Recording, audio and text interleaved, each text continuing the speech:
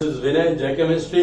I hope आप सब लोग अच्छे से पढ़ाई कर रहे हो। हमने 2 चैप्टर ऑलरेडी कंप्लीट कर लिए हैं। अब हमने नया चैप्टर स्टार्ट किया बेटा, आइसोमेरिज्म का सोल्यूशन देखना।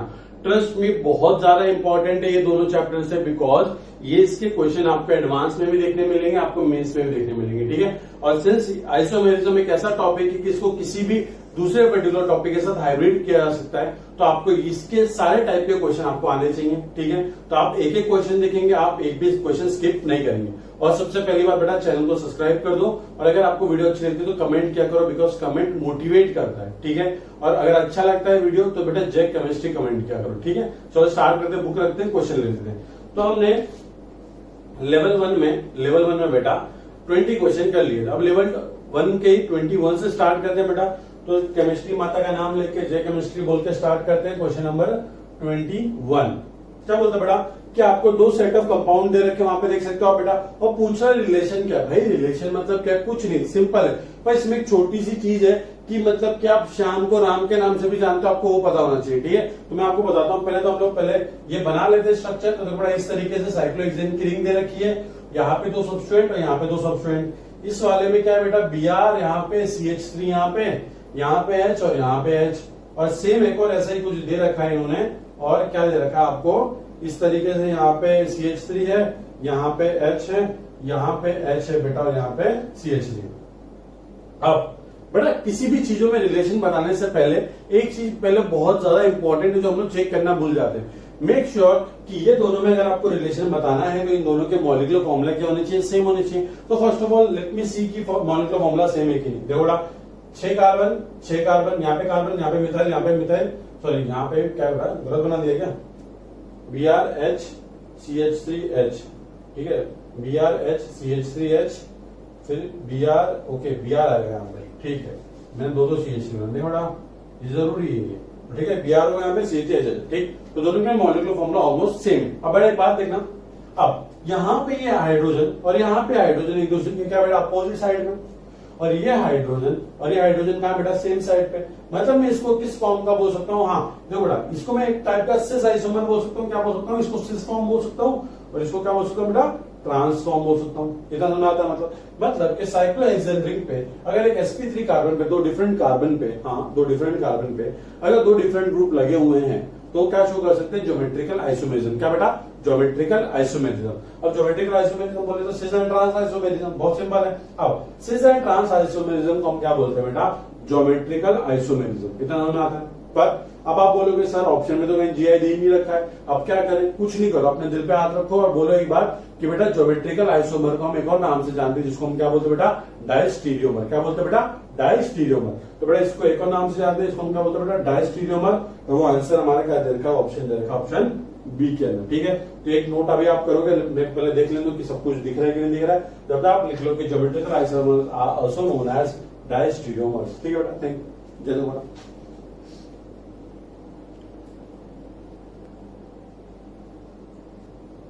ठीक है बेटा, तो क्वेश्चन नंबर 21 डन। अब जय केमिस्ट्री बोल के फिर से क्वेश्चन नंबर 22 की तरफ चलते हैं। केमिस्ट्री माता जी को रिस्पेक्ट देते रहो, तो केमिस्ट्री को जितनी रिस्पेक्ट दोगे उतना जल्दी वो आपको आने वाली है।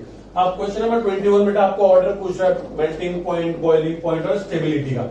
बहुत सिंपल है, आपको 2 पर्टिकुलर आइसोमर दे रखे हैं और इसको कंपेयर करना बच्चों का खेल है। मैं आपको बताऊँ किस तरीके से। बेटा एक आपको क्या दे रखा उन्होंने, CH3, यहाँ पे C डबल बॉन्ड C, यहाँ पे H है बेटा, यहाँ पे भी H है, यहाँ पे बेटा क्या है Cl है। और आप यहाँ पे देखना बेटा C डबल बॉन्ड C, यहाँ पे Cl है, यहाँ पे CH3 सेम साइड पे है, यहाँ पे HH सेम साइड पे है। और एक बात समझना बेटा, ये कौन सा आइसोमर है आपका, वेरी गुड देखो बेटा, सेम एटम अपोजिट साइड में प्रेजेंट है डबल बॉन्ड के, उसको हम क्या बोलते हैं बेटा, ट्रांस आइसोमर। क्या बोलते हैं बेटा, ट्रांस आइसोमर। ये देखो सेम एटम डबल बॉन्ड के सेम साइड में प्रेजेंट है, इसको हम क्या बोलेंगे बेटा, इसको हम बोलेंगे बेटा सिस आइसोमर। क्या बोलेंगे बेटा, सिस आइसोमर। अब ये पूछ रहा है आपको कि बॉइलिंग पॉइंट, मेल्टिंग पॉइंट और स्टेबिलिटी का ऑर्डर बताओ।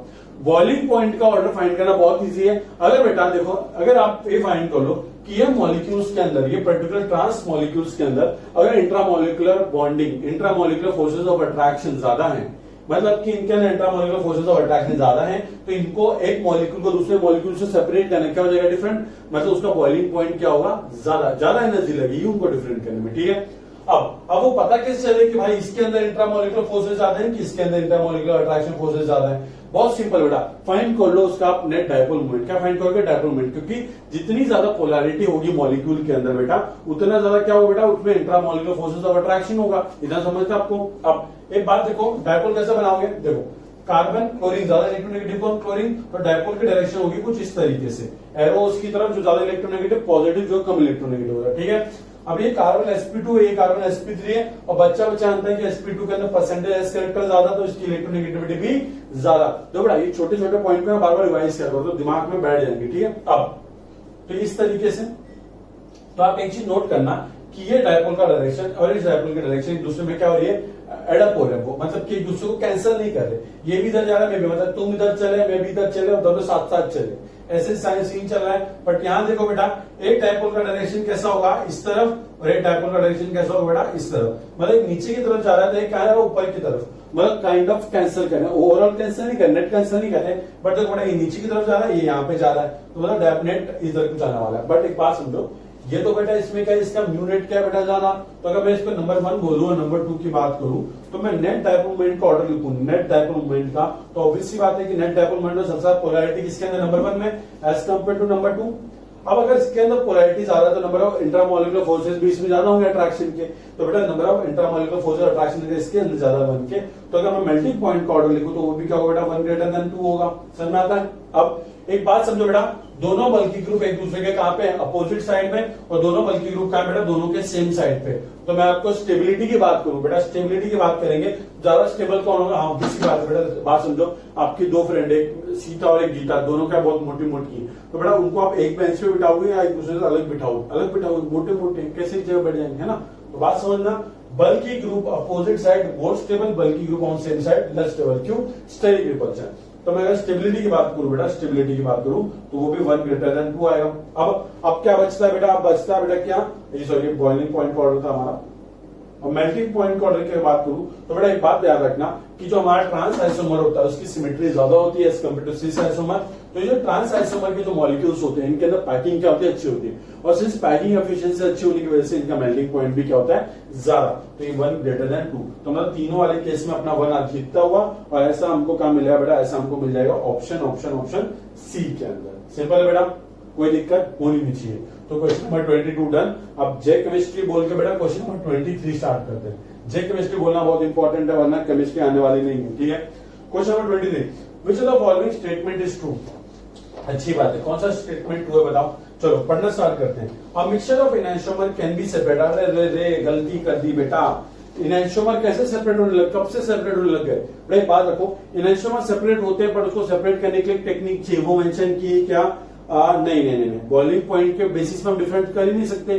क्यों? बिकॉज बॉइलिंग पॉइंट एनांटियोमर का क्या होता है? सेम होता है। तो ऑप्शन ए या तेल लेने। अब ऑप्शन बी देखो बेटा, पहले क्वेश्चन नंबर 23 लिख दिया, very good. Option B, a mixture of enantiomer can be separated on the basis of difference in their solvent in solvent. बिल्कुल गलत, बिल्कुल गलत। Option C, a mixture of enantiomer can be separated by converting them into a diastereomer by reacting them with an optically active reagent. ओए ये सही है, मिल गया सही स्टेटमेंट बेटा, ऑप्शन सी। क्यों? बात समझो, सपोज मैं बोलता हूं कि एक एनांटियोमर है, एक हाइपोथेटिकल केस लेता हूं कि सपोज एक पर्टिकुलर एनांटियोमर, ठीक है, ये एक दूसरे के क्या एनांटियोमर? नंबर 1 और ये नंबर 2 एक दूसरे के क्या बेटा? एनांटियोमर। मान लेता हूं कि इसका कॉन्फिगरेशन क्या है, इसका कॉन्फिगरेशन क्या? एस।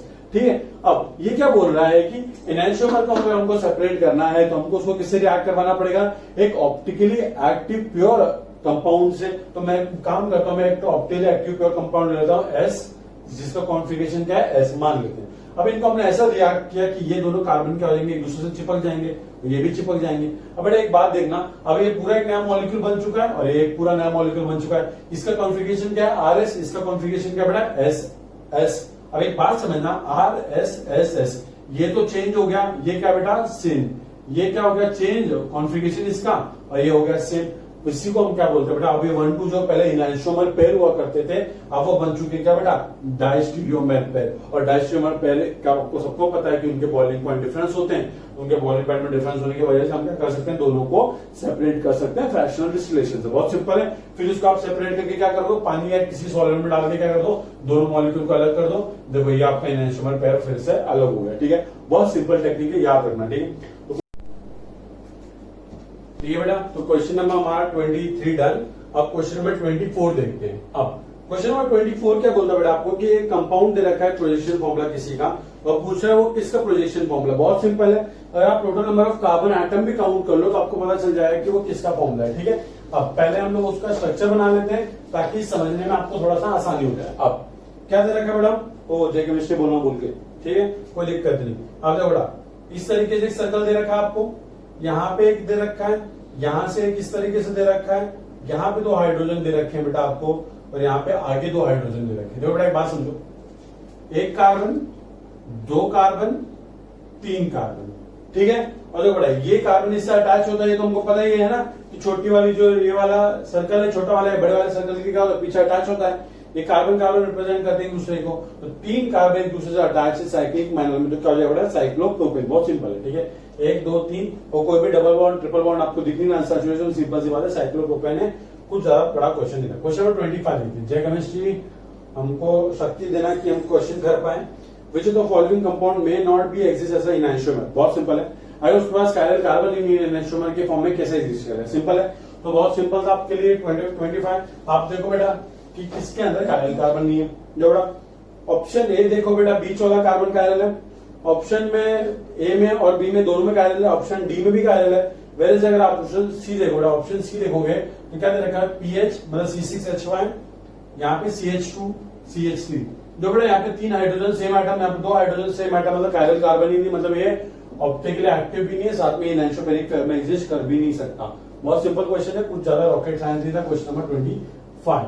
अब क्वेश्चन नंबर 26 करते हैं बेटा जे केमिस्ट्री बोल के। क्वेश्चन नंबर 26 क्या बोलता है अपने को, क्या बोलते हैं क्वेश्चन नंबर 26 ये रहा, out of the following which are chiral. बहुत सिंपल बेटा, कायरल मतलब एक बात समझो, इसमें कायरल कार्बन हो या फिर एक कायरल एक और होता है जिसमें एक भी एलिमेंट ऑफ सिमेट्री ना हो, वो भी इसका भी टाइप का क्वेश्चन वो भी देखेंगे। पर 26 से अकॉर्डिंग बेटा ऑप्शन ए देखना, ऑप्शन ए। ऑप्शन ए अगर आप देखते हो इस तरीके से आपको साइक्लोब्यूटेन की रिंग दे रखी है, यहाँ पे आपको एक CH3 लगा के दे रखा है इसने, और यहाँ पे आपको एक CH3 लगा के दे रखा है। सी में मैंने बस थोड़ा उल्टा बना दिया, कोई दिक्कत नहीं, ठीक। अब एक बात समझो, देखो ये एक डिफरेंट ग्रुप, बट यहाँ से जाओगे तो एक सेम आइटम ग्रुप आता है, यहाँ से आओगे एक सेम आइटम या ग्रुप ऑफ आइटम आता है। तो ये तो कायरल कार्बन हो नहीं सकता, तो ये भी हमारा कायरल मॉलिक्यूल नहीं है। तो ऑप्शन ए तो कहते हैं लेने। अगर बेटा ऑप्शन ए ही नहीं है हमारा, तो देखो बेटा ऑप्शन ए और ऑप्शन बी के अंदर इन्होंने फर्स्ट कंपाउंड को दे रखा, पर फर्स्ट कंपाउंड तो कायरल है ही नहीं, तो बेटा ऑप्शन ए और बी क्या है गलत है। इस तरीके से एलिमिनेशन, सीधा 2 ऑप्शन देते लेने। अब बच्चा ऑप्शन सी और डी 50-50 पे आ गए हम लोग। अब देखते हैं बेटा ऑप्शन सेकंड देखो बेटा, सेकंड में देखोगे उससे अच्छा बेटा ऑप्शन 5 देखो, ऑप्शन 5 देखो। 5 में देखो बेटा इस तरीके से साइक्लोब्यूटेन दे रखा है, चारों तरफ क्या बेटा मिथाइल ग्रुप है, ठीक। अब यहाँ पे देखो, यहाँ पे दे रखा है 2 डैश के ऊपर, सॉरी 2 वेज के ऊपर, और यहाँ पे दे रखा है आपको 2 डैश के ऊपर मिथाइल, ठीक। अब एक बात समझो, यहां से यहां जाओगे तो बेटा आपके पास डैश वाला मिथाइल आएगा, यहां से यहां जाओगे डैश वाला मिथाइल आएगा, मतलब दोनों की साइड क्या है सेम, मतलब ये भी कायरल कार्बन नहीं है तो ये भी कायरल नहीं है। तो ऑप्शन 5 भी नहीं हो सकता हमारा, मतलब कि जो मॉलिक्यूल नंबर 5 वो भी नहीं हो सकता। तो 5 वाला देखो बेटा ऑप्शन डी के अंदर उन्होंने मेंशन करके रखा हुआ है, तो वो हो गया गलत। तो बेटा अपना ऑप्शन ए भी तो गलत था पहले से, डी भी गलत हो गया, बच्चा बस ऑप्शन सी जो कि हमारा क्या है राइट आंसर। बहुत सिंपल है, और आप देख भी सकते हो कि ऑप्शन सी में जो पीछे वाला कार्बन है वो क्या है कायरल कार्बन है, ठीक बेटा। कुछ ज्यादा रॉकेट साइंस नहीं है, आराम से हो जाते क्वेश्चन। तो क्वेश्चन नंबर हमारा 26 डन। क्वेश्चन नंबर 27 जय केमिस्ट्री हमको शक्ति दे, पता नहीं क्या शायद से डिफिकल्ट क्वेश्चन हो। 27 क्या बोलता है, identify number of chiral carbon in the following compound. अब देखो बेटा इसका ना आंसर शायद से पीछे गलत दे रखा है, तो कृपया करके कायरल कार्बन को काउंट करने पर अपने आप को शक ना करें कि यार शायद से मैं गलती कर रहा हूँ, पीछे आंसर कुछ और दे रखा है। नहीं, कायरल कार्बन का बहुत सिंपल फंड है, आपको बस ये याद रखना है कि 4 डिफरेंट आइटम में ग्रुप ऑफ आइटम अटैच होने चाहिए sp3 कार्बन के ऊपर। अब एक बात समझो, नंबर 1 में देखो बेटा, नंबर 1 क्या दे रखा आपको CH3 CH CH CH2, यहाँ बेटा OH है, यहाँ बेटा OH है, ठीक। सेकेंड बना लेता हूं मैं वापस से, क्या दे रखा है CH3, यहाँ पे कार्बन हाइड्रोजन Cl, बेटा यहाँ पे कार्बन 3 हाइड्रोजन दे रखा है, उसका मतलब क्या CH3 होता है, ठीक। अब ऑप्शन 3 देखते हैं क्या बोल रखा है, CH3 CH CH3 CH CH3 CH2 CH2। बहुत सिंपल है। अब एक बात समझो, ये कार्बन देखो एक मिथाइल, एक OH, एक H और एक कितना बड़ा ग्रुप कायरल है, ऑब्वियस सी बात है। ये कार्बन देखो एक CH2, ये सॉरी CH2OH, ओके ये कहां का है, अच्छा यहाँ भी एक OH का है, ठीक। लगा दे, कोई दिक्कत नहीं। देखो बेटा ये भी क्या है, कायरल कार्बन है, क्योंकि सब कुछ अलग है। बट ये वाला कार्बन देखो, इसके बाद 2 हाइड्रोजन, मतलब कायरल कार्बन नहीं, हटा दो। तो इसके पास तो हो गए 2 कायरल कार्बन। अब यहाँ देखो, ये कार्बन, एक हाइड्रोजन, मिथाइल और एक chlorine, 2 methyl, 2 methyl same atom हो गए, तो ये भी कायरल नहीं हमारा, हटा दो। मतलब इसके पास एक भी कायरल नहीं, 0 कायरल। और इसके पास देखो बेटा, एक मिथाइल यहाँ पे लगा हुआ है इन्होंने, तो 2 आइटम सेम हो गए, ग्रुप ऑफ आइटम सेम हो गए, तो कायरल हो नहीं सकता। बट इस पे देखो बेटा, इस पे अगर हम गौर से देखें तो देखो बेटा, एक कायरल है ये वाला, क्योंकि एक ये वाला ग्रुप है इसके पास, एक ये वाला ग्रुप है, एक ये वाला ग्रुप और एक हाइड्रोजन, मतलब 4 डिफरेंट ग्रुप लगे पड़े कार्बन से, मतलब इसके पास एक कायरल है। तो आंसर आ जाएगा 201। अब आंसर 201 आ गया बेटा, और ऐसा आंसर कहां रखा बेटा, 201 ऑप्शन सी के अंदर देगा। तो करेक्ट आंसर आ जाएगा बेटा ऑप्शन सी। ठीक, कोई दिक्कत? शायद से पीछे भी आंसर सी दे रखा है, शायद मुझे एग्जैक्टली पता नहीं, आप देख सकते हो। अब और तो कोई दिक्कत नहीं है, कोई दिक्कत तो नहीं कि हमें फाइंड करने में। इसके बाद देखो बेटा, ये कायरल है क्या, ये कायरल नहीं है, वेरी गुड, ये कायरल है, ठीक, बाकी तो ठीक है, सब ठीक है। 201 आ गया। और ये क्या हो गया, तो इंक लिक्विडिफाई हो गया, हटा दो इसको। क्वेश्चन नंबर 27 को क्वेश्चन नंबर 28 बोलते करते हैं बेटा, जे केमिस्ट्री बोल के, ठीक है। अब क्वेश्चन नंबर 28 बहुत सिंपल क्वेश्चन है, पर थोड़ा सा दिमाग आपको लगाना है उसमें।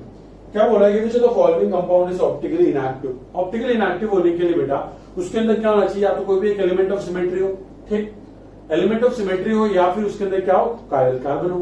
कायरल कार्बन होते हुए भी अगर उसके अंदर प्लेन ऑफ सिमेट्री हो, मींस तो ऑप्टिकली इनएक्टिव कंपाउंड है। तो ये पूछ रहा ऑप्टिकली इनएक्टिव कंपाउंड हमको बताओ। अरे बात समझो बेटा, ऑप्शन ए देखो, ऑप्शन ए क्या दे रखा है, CH3 CHOH CH2 CH3, chiral carbon है, तो ये तो ऑप्टिकली एक्टिव होने वाला है बेटा, तो ऑप्शन ए तो हो ही नहीं सकता हमारा। ऑप्शन बी देख लेते हैं बेटा, क्या दे रखा है, CH2 double bond CH CH2 CH double bond CH2।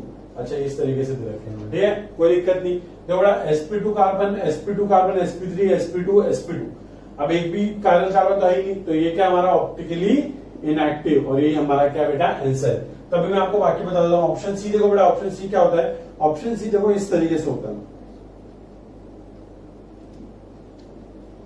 बात समझना बेटा, जब भी आप इवन नंबर ऑफ कार्बन होंगे, इवन नंबर ऑफ कार्बन होंगे, तो आपके बात समझना है कि ये H और ये Cl और ये Cl और ये H, ये जो 2 ग्रुप लगे होते हैं, ये एक दूसरे के क्या होते हैं, परपेंडिकुलर। मतलब कि आपको अगर मैं एक्सप्लेन करना चाहूं तो इस तरीके से, अगर H और Cl ये है, तो ये H और Cl इस तरीके से होंगे, क्या होंगे, एक दूसरे के परपेंडिकुलर होंगे, ठीक है बेटा। तो परपेंडिकुलर है, तो इसके अंदर बेटा एक भी एलिमेंट ऑफ सिमेट्री नहीं है, ना इसमें सेंटर ऑफ सिमेट्री है, ना इसमें प्लेन ऑफ सिमेट्री है, कोई भी सिमेट्री नहीं, इसलिए कंपाउंड क्या बेटा ऑप्टिकली एक्टिव। क्यों, क्योंकि ये एक असिमेट्रिक मॉलिक्यूल है, ठीक। और ऑप्शन डी देखना, ऑप्शन डी में तो कायरल कार्बन आपको दिख ही गया होगा, तो बताने की जरूरत है ही नहीं, क्योंकि जहां पे वो COH ग्रुप अटैच है वहां पे देखो कार्बन को वो कायरल कार्बन है। जैसे आप NO2 देख लो, ये सब क्या बेटा कायरल कार्बन वाले ग्रुप है, तो ऑब्वियसली बात है कायरल कार्बन है इसके अंदर, और कोई एलिमेंट ऑफ सिमेट्री नहीं है, तो मतलब कंपाउंड हमारा ऑप्टिकली एक्टिव है। बहुत सिंपल बेटा। चलो, तो क्वेश्चन हमारा 28 था, 28 डन हो गया। अब क्वेश्चन नंबर 29 देखते हैं। क्वेश्चन नंबर 29 क्या बोला है, which are the following, jack master बोलूंगा, which of the following combination among the 4 Fisher projection represent the same absolute configuration। कुछ नहीं बेटा, देखो या तो आप क्या कर लो, सबके RS कॉन्फ़िगरेशन फाइंड कर लो, ठीक, और फिर उसको कंपेयर कर लो। आपको एब्सोल्यूट पूछ रहा है, मतलब कि किन 2 मॉलिक्यूल का कॉन्फ़िगरेशन सेम है, या फिर आप क्या करो कि एक मॉलिक्यूल को पकड़ो और उसके अंदर even number of time change करके वो जो बाकी है 3 मॉलिक्यूल उसको बनाने का ट्राई करो। अगर उन तीनों में से कोई भी मॉलिक्यूल बन गया, मतलब क्या है कि जो स्टार्टिंग मॉलिक्यूल था, जो 2 बार चेंज करके मॉलिक्यूल बना, दोनों का कॉन्फ़िगरेशन क्या होने वाला है, सेम होने वाला है। तो हम लोग कॉन्फ़िगरेशन फाइंड करने से अच्छा डायरेक्ट इसी ट्रिक को इस्तेमाल करते हैं, ठीक है। और ये मल्टीपल चॉइस क्वेश्चन है, इन्होंने सिंगल करेक्ट में डाल दिया, मल्टीपल चॉइस क्वेश्चन है, ठीक है, ठीक है। स्टार्ट करते हैं बेटा, आपको ये बताता हूँ किस तरीके से रखा, CH3 H OH CH double bond CH2, इतना समझ में आता है। इसको मैं even number of time change कर देखता हूं कि किसमें कन्वर्ट हो सकता है। अब एक काम करता हूं बेटा मैं पहले कि इसको मैं किसमें कन्वर्ट करने का ट्राई करूं। ओके, इसको इससे इंटरचेंज करता हूं पहले मैं, ठीक है, इसको इससे इंटरचेंज करता हूं, एक नंबर ऑफ टाइम चेंज कर रहा हूं मैं। देखो बेटा, CH double bond CH2 CH3 नीचे लेके आ गया मैं, H OH, इसको एक और नाम वापस से चेंज करता हूं, एक और टाइम और चेंज करता हूं, और इसको मैं क्या करता हूं बेटा, ठीक है, ओके, ठीक ठीक ठीक, इसको इसके साथ चेंज कर देता हूं, इसको इसके साथ चेंज कर दो, तो CH double bond CH2 CH3, यहाँ पे एच और यहाँ पे पड़ा क्या OH। मतलब इसको मैंने even number of time change किया तो ये इस पर्टिकुलर फॉर्म में कन्वर्ट हो गया और दोनों के मॉलिक्यूलर फॉर्मूला क्या सेम है। तो मैं मान लेता हूं सपोज इसका कॉन्फ़िगरेशन R है तो इसका कॉन्फ़िगरेशन क्या होगा, इसका कॉन्फ़िगरेशन होगा S और इसका फिर से क्या हो जाएगा R। कोई तो बड़ा odd number of time change करोगे तो कॉन्फ़िगरेशन बदल जाएगा, फिर वापस से चेंज करो तो कॉन्फ़िगरेशन सेम। तो मतलब अगर इसको आप 2 बार चेंज करते हो तो कॉन्फ़िगरेशन क्या रहेगा सेम। और आप देख सकते हो कि ये नंबर 1 वाला कंपाउंड है और ये दिख रहा है बेटा किसकी तरफ, नंबर 3 वाले कंपाउंड की तरफ। तो जो हमारा 1 and 3 वाला है वो एब्सोल्यूट कॉन्फ़िगरेशन दिखाते हैं 1 and 3 वाला, ठीक। और ये हमारा कौन सा बेटा, ऑप्शन बी। वैसे अगर आप सेम मेथड इस्तेमाल करो तो जो आपका ऑप्शन सी है वो भी क्या आने वाला, करेक्ट आने वाला। तो आंसर इसका करेक्ट बेटा ऑप्शन बी और ऑप्शन सी दोनों करेक्ट है, ठीक है। सेम मेथड अप्लाई करो, फाइंड करने की कोई जरूरत नहीं, even number of time change करें, कोई दूसरा मॉलिक्यूल बनाने का ट्राई करो, अगर बन जाता है तो दोनों का कॉन्फ़िगरेशन क्या होगा, सेम, ठीक है बेटा, कोई दिक्कत नहीं होनी चाहिए। Question number 29 done. अब क्वेश्चन नंबर 29 डन, अब क्वेश्चन नंबर 30 देखते हैं। अब क्वेश्चन नंबर 30 कहां है बेटा, 30 गिरा।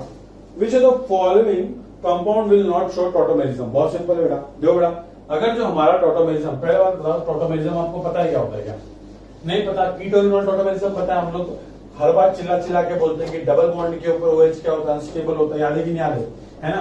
तो डबल बॉन्ड के ऊपर अगर OH अनस्टेबल है उसी को फिर क्या बोलते हैं हम, वो कीटोन टॉटोमेरिज्म के अंदर जाता है। अब वैसे हम देख लेते हैं, देखो इसका आंसर ऑप्शन यही है। क्यों, मैं डायरेक्टली आपको बता देता हूँ। देखो सी, यहाँ पे आपको एक CH3 दे रखा है, यहाँ पे आपको CH3 दे रखा है, यहाँ पे आपको CH3 और यहाँ पे आपको NO दे रखा है। तो ये बात समझो, अगर इस पर्टिकुलर ग्रुप को टॉटोमेरिज्म में जाना है तो इस पर्टिकुलर कार्बन के पास क्या होना चाहिए, हाइड्रोजन होना चाहिए। सिंस इस कार्बन के पास एक भी हाइड्रोजन है ही नहीं तो टॉटोमेरिज्म होगा कैसे, सिंपल सी बात है। अगर इसके पास कार्बन पे हाइड्रोजन ही नहीं तो इस पर्टिकुलर ग्रुप के साथ वो टॉटोमेरिज्म शो कर सकता नहीं है। जैसे कि मैं आपको किसी और का टॉटोमर बना के दिखाऊं, जैसे कि इसका बना के दिखाता हूँ, CH2 और यहाँ पे क्या है N double bond O coordinate bond O। जो उसका टॉटोमर कैसे बनाओगे आप, इस तरीके से ये बन जाएगा बेटा CH3 CH double bond N O और यहाँ पे OH, ये कोऑर्डिनेट बॉन्ड O रहेगा और साथ में OH रहेगा, ठीक है।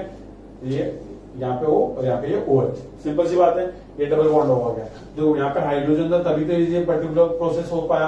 अब यहाँ पे तो हाइड्रोजन है ही नहीं, हाइड्रोजन है ही नहीं तो ये टॉटोमर इसका बना ही नहीं सकता। तो ऑप्शन ए हमारा क्या है, ऑप्शन ए में टॉटोमर पॉसिबल नहीं है। तो क्वेश्चन नंबर 30 डन। अब क्वेश्चन नंबर 31 देखते हैं। क्वेश्चन नंबर 31 क्या बोलता है, सिलेक्ट द करेक्ट स्टेटमेंट। मैं आपको डायरेक्टली करेक्ट स्टेटमेंट बना देता हूँ, ठीक है, क्योंकि इसमें इतना डिस्कस करने की कोई बात है नहीं। तो ये आपको मैं डायरेक्ट बताऊंगा तो आपको ज्यादा समझ में भी आएगा। अब एक बात समझो, आपको 2 फॉर्म होते हैं, आपको ये तो याद ही होंगे, ये एक ऐसा फॉर्म होता है और एक ऐसा फॉर्म होता है। देखो बेटा, ये ABC ABC ABC ABC। अब देखो बेटा, इस पर्टिकुलर केस में क्या होता है, ये जस्ट इसके पीछे इक्लिप्स है और ये वाला फॉर्म को क्या बोलते हैं, गॉस फॉर्म, जिसमें एंगल क्या होता है बेटा 60 डिग्री। अब देखो बेटा, ये जस्ट इसके पीछे, तो इन दोनों के बीच में क्या होगा, स्टेरिक रिपल्शन, इसको हम बोलते हैं टॉर्शनल स्ट्रेन। अब बेटा देखो, एक दूसरे से दूर है तो इनके अंदर टॉर्शनल स्ट्रेन क्या होगा, कम होगा, ठीक है। तो बस ये क्या पूछ रहा है कि करेक्ट स्टेटमेंट, तो what are correct statement, option C है। क्यों, मैं आपको बताऊं कि torsional strain in ethane is minimum at dihedral angle of 60, 180 and 300। मतलब कि जो बेटा, अगर इथेन का मॉलिक्यूल बनाना तो मैं HH लिख दूं सब जगह पे, H H H H H H H, यहाँ पे भी H लगा दो, यहाँ पे हाइड्रोजन, यहाँ पे हाइड्रोजन, यहाँ पे। एक बात समझो, जब हाइड्रोजन एक के पीछे एक होंगे, मतलब इक्लिप्स फॉर्म में अंदर होंगे, तो यहाँ पे टॉर्शनल स्ट्रेन क्या होगा, ज्यादा। बट जब एक दूसरे के 60 एंगल पे होंगे, मतलब गॉस फॉर्म पे होंगे, तो दोनों के बीच में रिपल्शन क्या होगा, कम होगा। तो बस रिपल्शन कम, इसलिए 60 डिग्री वाला जाके ज्यादा स्टेबल होता है। अब देखो बड़ा, यहाँ पे 60 है, फिर यहाँ जाएगा तो 120 वापस से स्टेबल, फिर यहाँ जाएगा 180, फिर से वापस से स्टेबल, फिर 240 स्टेबल, फिर इस तरीके से चलते रहेगा। मतलब कि अगर ये 60 के मल्टीपल में आता है, अगर ये 60 के मल्टीपल में आता है तो उस पर्टिकुलर एंगल पे वो क्या होता है, गॉस फॉर्म में होता है। गॉस फॉर्म में तो मतलब उसकी स्टेबिलिटी ज्यादा है, क्यों, क्योंकि वहां पे टॉर्शनल स्ट्रेन कम होता है। सिंपल सी बात है। देखो 60, फिर इसका मल्टीपल 180 भी है, इसका मल्टीपल 300 भी है। तो मतलब ये तीनों फॉर्म क्या है, गॉस फॉर्म, और तीनों में क्या रहेगा, टॉर्शनल स्ट्रेन कम होगा। 31 हमारा डन। अब क्वेश्चन नंबर 32 देखते हैं, क्या बोलते हैं madam, which is the following statement regarding the projection shown below is correct. देखो ये पर्टिकुलर क्वेश्चन को करने के लिए आपको एक पर्टिकुलर चीज आनी चाहिए कि आप इसको एक ऐसे फॉर्म में बनाओ पहले, क्योंकि आपने जिस गिवन फॉर्म में दे रखा है, अगर उस फॉर्म में अगर आप बनाओ, कंपेयर करना चाहो तो आप कंपेयर नहीं कर पाओगे। तो आपको क्या करना पड़ेगा, आपको पहले उसको एक पर्टिकुलर फॉर्म में कन्वर्ट करना पड़ेगा और उसके बाद ठीक है, उसको कंपेयर करना। देखो भाई किस तरीके से, पहले आपको इस तरीके से कुछ दे रखा है इन्होंने, बना लेता हूं मैं क्या दे रखा है, CH3 Cl, फिर यहाँ Cl H H CH, ठीक। पहले एक काम करो कि ये Cl और ये Cl या फिर ये मिथाइल और ये मिथाइल को एक दूसरे के अपोजिट में लगाओ, मतलब ट्रांसपोजिशन पे लगाओ, ठीक। देखो इसको इसके एंटी पे लाना है, तो मुझे क्या करना पड़ेगा, इसको घुमा के यहाँ पे लाना पड़ेगा मुझे, ठीक है। घुमा के ले आते क्या दिक्कत है, देखो इसको आगे वाले में ही रहने देता हूँ, पीछे वाले को घुमाता हूँ मैं, ठीक है। तो आगे वाले कार्बन को तो ऐसे ही रहने दो, आगे वाला कार्बन पे जो लगे हुए सारे ऐसे रहने दो, CH3Cl, यहाँ पे Cl लगा दो, यहाँ पे H लग जाएगा, यहाँ पे CH, जो पीछे वाला कार्बन है उसको मैंने ऐसे घुमा डाला, ठीक है। तो ऐसे घुमाओगे तो ये Cl यहाँ, ये CH3 यहाँ पे, ये H यहाँ पे, ठीक, ये बन गया एंटी। अब एक बात समझो बेटा, देखो ये इस पर्टिकुलर फॉर्म में कन्वर्ट होने के बाद अब आप कंपेयर कर सकते हो। देखो ये पर्टिकुलर सेंटर मान लेता हूँ, ऊपर जाऊं तो मेरे को मिथाइल मिलता है, नीचे आऊं तो मुझे मिथाइल मिलता है, यहाँ जाऊं तो मुझे हाइड्रोजन मिलता है, यहाँ जाऊं तो मुझे हाइड्रोजन मिलता है, यहाँ जाऊं तो मुझे क्लोरीन मिलता है, यहाँ जाऊं तो क्लोरीन मिलता है, यहाँ जाऊं तो मुझे हवा मिलती है, यहाँ जाऊं तो हवा मिलती है, यहाँ जाऊं तो मुझे हवा मिलती है, यहाँ जाऊं तो मुझे हवा मिलती है। मतलब कि इसके पास क्या बेटा, इसके पास है सेंटर ऑफ सिमेट्री, क्या बेटा, सेंटर ऑफ सिमेट्री। या फिर आप देखो इसको इस प्लेन से काट डालो, ये पर्टिकुलर इससे क्या है, हाफ में, तो मतलब इसके बाद एलिमेंट ऑफ सिमेट्री है, मतलब ये पर्टिकुलर कंपाउंड क्या बेटा, ऑप्टिकली इनएक्टिव है। क्यों, क्योंकि किसी भी कंपाउंड में अगर एक भी एलिमेंट ऑफ सिमेट्री, मतलब सेंटर ऑफ सिमेट्री या प्लेन ऑफ सिमेट्री में से कोई भी एक सिमेट्री आपको मिल जाती है तो कंपाउंड क्या हो जाता है बेटा, ऑप्टिकली इनएक्टिव। तो सिंपली बेटा जो कंपाउंड ए है आपका क्या, ऑप्टिकली इनएक्टिव। तो देखो अब ए और B, both A and B optically active, गलत, बी खत्म, D, A alone optically active, तो बी और डी तो खत्म, अब ए और सी बचता है, ठीक है। अब बेटा ऑप्शन बी में भी कंपेयर कर लेते हैं, किस तरीके से बेटा, आपको इस तरीके से H Cl CH3, यहाँ पे आपको दे रखा है Cl H CH3, वापस से क्या करते हैं, इसको इसके एंटी पे लाते हैं, ठीक। एंटी पे कैसे लेके आएंगे, पीछे वाले कार्बन को वैसे ही रहने दो, Cl H CH3, आगे वाले कार्बन को घुमा डालो। कैसे घुमाओगे, इसको एंटी बनाने के लिए ऐसे घुमाओ तो ताकि Cl यहाँ पे आ जाए, ठीक। ये यहाँ पे जाएगा तो ये ऊपर की तरफ जाएगा, तो अगर ये ऊपर जाएगा तो ये CH3 इधर जाएगा और ये यहाँ पे ऐसा आ जाएगा, ठीक। अब एक बात समझो बेटा, देखो ये पॉइंट पे अगर आप पकड़ के इसकी सेंटर ऑफ सिमेट्री फाइंड करना चाहो या फिर प्लेन ऑफ सिमेट्री फाइंड करना चाहो तो इसके पास कोई भी एलिमेंट ऑफ सिमेट्री नहीं है, और साथ में एक भी एलिमेंट ऑफ सिमेट्री नहीं है, और साथ में आप देख सकते हो कि किस तरीके से यहाँ पे क्या बेटा, कायरल कार्बन है। एक भी एलिमेंट ऑफ सिमेट्री नहीं है, मॉलिक्यूल असिमेट्री के साथ में कायरल कार्बन है, ऑप्टिकली एक्टिव। तो बेटा कायरल कार्बन तो यहाँ भी था, कायरल कार्बन तो यहाँ भी था, बट इस कंपाउंड में क्या गया बेटा, एलिमेंट ऑफ सिमेट्री। तो मतलब कायरल कार्बन के होने के बावजूद अगर आपको एलिमेंट ऑफ सिमेट्री मिल जाती है तो वो कंपाउंड क्या होता है, ऑप्टिकली इनएक्टिव, ठीक है। पर अगर कायरल कार्बन है या नहीं है, बट कंपाउंड क्या आपका असिमेट्रिक, मतलब उसमें एक भी एलिमेंट ऑफ सिमेट्री नहीं है, प्लेन ऑफ सिमेट्री या सेंटर ऑफ सिमेट्री नहीं है, तो कंपाउंड क्या होता है, ऑप्टिकली एक्टिव। तो जो हमारा कंपाउंड बी है बस वो ऑप्टिकली एक्टिव है, इसलिए ऑप्शन सी क्या हो जाएगा, करेक्ट। तो जे केमिस्ट्री बोल के आगे बढ़ते हैं, चलो। तो question number 32 done. Question number 33 क्या बोलता है, the linear projection of formula of the most stable conformer of 3 hydroxy propanal is Gauss, क्यों, बताओ जरा। बहुत सिंपल है बेटा, देखो आपको क्या पूछ रहा है कि सबसे ज्यादा स्टेबल वो गॉस फॉर्म है, क्यों, ऐसा क्यों, तो पूछना चाहता हूं, बता देते उसको क्या दिक्कत है बेटा। जो किसका बनाना बेटा, 3 हाइड्रोक्सी प्रोपेनल, मतलब एल्डिहाइड है। मैं आपको डायरेक्टली बना के दिखा रहा हूँ किस तरीके से क्या बोल रहा हूँ। यहाँ पे हाइड्रोक्सी ग्रुप है, या फिर आप लगा लो एल्डिहाइड ग्रुप लगा लो, यहाँ पे आपको हाइड्रोक्सी ग्रुप लगाना है, ठीक, लग गया। अब इसको मैं थोड़ा अच्छे से बनाता हूँ तो आपको समझना कि क्या बोलना क्या चाहता हूँ।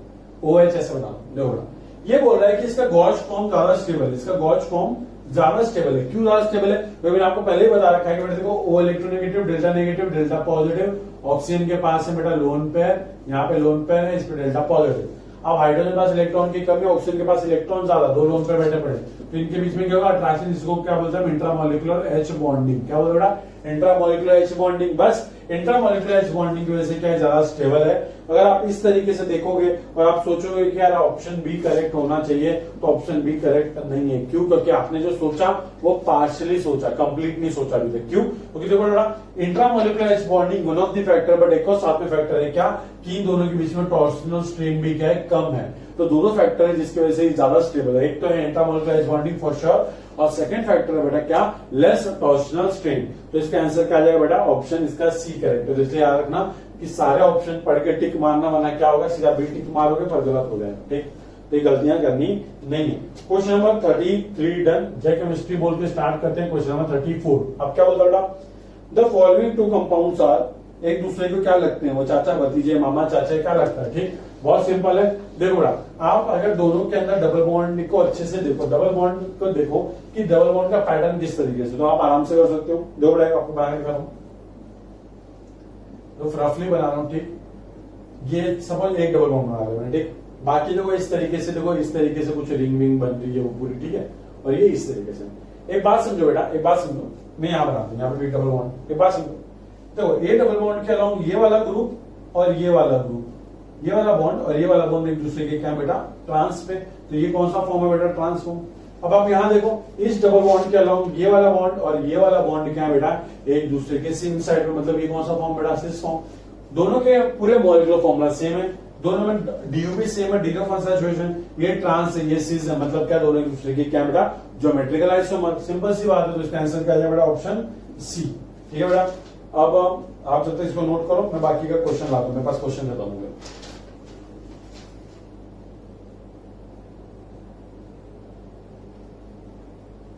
चलो बेटा, तो क्वेश्चन नंबर 34 डन है। अब केमिस्ट्री मत्ता का नाम लेके क्वेश्चन नंबर 35 देखते हैं। क्या बोलता है बेटा कि ऑप्टिकली इनएक्टिव कंपाउंड बनाना बहुत सिंपल है, मैं आपको सीधे से बताता हूँ। ऑप्शन डी देखो बेटा, ऑप्शन डी में इस तरीके से एक फिनाइल रिंग दे रखी है आपको, यहाँ पे एक कार्बन है, यहाँ पे एक COH है, यहाँ पे एक H है, यहाँ पे एक OH है। ये कार्बन का कार्बन है, मतलब ये ऑप्टिकली एक्टिव, ऑप्टिकली इनएक्टिव तो नहीं है, तो ऑप्शन डी तो हो सकता नहीं है। ऑप्शन सी देखना बेटा, किस तरीके से देखा, C double bond double bond double bond Cl Br, यहाँ पे दे रखा PH, यहाँ पे देखा CH3। याद रखना ये दोनों ग्रुप कितने even number of double bond है। इसका मतलब क्या है, ये दोनों ग्रुप के क्या होंगे, परपेंडिकुलर होंगे, मतलब अगर ये ऐसा है तो वो ऐसा रहेगा। और यहाँ पे ना तो सेंटर ऑफ सिमेट्री है, ना तो प्लेन ऑफ सिमेट्री है, तो ये कंपाउंड के पास कायरल कार्बन नहीं है। स्टिल ये कंपाउंड क्या है, ऑप्टिकली एक्टिव। क्यों, क्योंकि इसके पास क्या है, इसके पास मान है, इसके पास है बेटा क्या, इसके पास असिमेट्री। क्या बेटा, असिमेट्री, मतलब कि इसके बाद एक भी एलिमेंट ऑफ सिमेट्री नहीं है। तो ऑप्शन सी भी हमारा क्या तेल लेने। अब ऑप्शन ए और बी में देखो, ऑप्शन ए और बी में एक बात याद रखना कि अगर आपको अमाइन इन्वर्जन आता है, अमाइन इन्वर्जन का मतलब क्या होता है कि जो अमाइन के जो सपोज आपको बताता हूँ किस तरीके से होता है वो, यहाँ पे बताता हूँ। देखो इस तरीके से नाइट्रोजन लोन पे हाइड्रोजन हाइड्रोजन हाइड्रोजन, इसको मैं ABC लिख देता हूँ। क्या होता है, अगर ये ग्रुप बेटा लेस बल्कि, अगर ये ग्रुप क्या बेटा लेस बल्कि, तो क्या होता है, ये इस तरीके से फ्लिप कर जाता है और फ्लिप करके यहाँ पे A, यहाँ पे B और यहाँ पे C, और लोन पे कहा आता है नीचे। इसको क्या बोलते हैं, अमाइन इन्वर्जन बोलते हैं। तो बेटा देखो ऑप्शन ए और बी में देखना बेटा कि जो ऑप्शन ए है आपका, उसके अंदर आप देखोगे कि 3 डिफरेंट ग्रुप है, साथ में वो भी है, बट वहां पे क्या होगा बेटा, अमाइन इन्वर्जन होगा, जिसकी वजह से वो क्या हो जाएगा बेटा, ऑप्टिकली इनएक्टिव। क्योंकि वो एक फॉर्म को, सपोज इसका एक फॉर्म है ये, तो ये इसके कन्वर्ट हो जाएगा दूसरे फॉर्म बी के अंदर। तो अगर ये जो ग्रुप है, जो ग्रुप लगे होते हैं, ये ग्रुप अगर लेस बल्कि तो ये इसमें कन्वर्ट हो जाता है, फिर ये इसमें कन्वर्ट हो जाता है। तो मतलब क्या, दोनों 50-50% रेसिमिक मिक्सचर के फॉर्म में रहते हैं, तो मतलब ऑप्टिकली इनएक्टिव रहते हैं, ठीक है। तो क्वेश्चन नंबर 35 में क्या आ जाएगा, ऑप्शन ए। तो ठीक है बेटा, आज के लिए इतना बहुत है, नेक्स्ट लेक्चर में और कंटिन्यू करेंगे। आपको क्या क्या चाहिए आपको कमेंट करके बता दिया करो, ठीक। वीडियो लेक्चर में क्या इंप्रूवमेंट चाहिए वो भी बता दिया करो, और वीडियो लेक्चर अच्छी लगती है तो बेटा सब्सक्राइब करो और चैनल पे कमेंट करना ना भूलो, ठीक है। थैंक यू सो मच, जय गणेश।